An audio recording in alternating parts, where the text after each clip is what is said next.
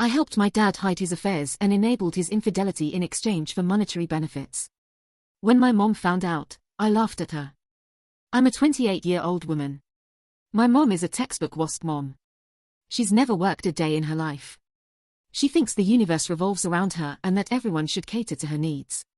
While growing up, she constantly made snide remarks about my weight. She dismissed my hopes and dreams for the future by openly making fun of them. She has a lot of internalized misogyny and would go on and on about how I needed to be pretty to land a rich husband. The only reason my self-esteem wasn't destroyed was because I was close to my aunt, my mom's sister. She's a wonderful woman and became the strong female role model that my mother should have been. She indulged my hobbies, such as comic books and martial arts, that Mom didn't approve of, and actually listened patiently when I needed to talk. Unlike my mom, who made every single conversation about herself. My dad wasn't abusive to me, but he wasn't really there for me either. He took a special interest in my brother, and the two of them did things together and never invited me along.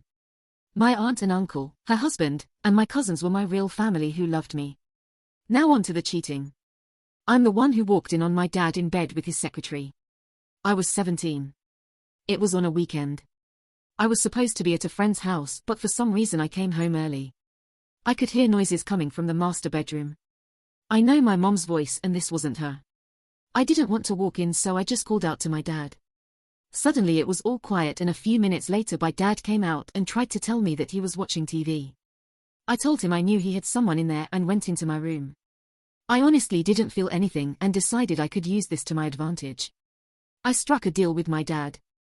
He would pay for me to go to whichever college I wanted as long as I kept his secret. So, I was able to attend business school, against my mom's wishes.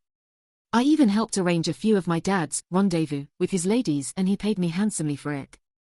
I would arrange for them to meet up at an apartment my dad kept for this specific purpose.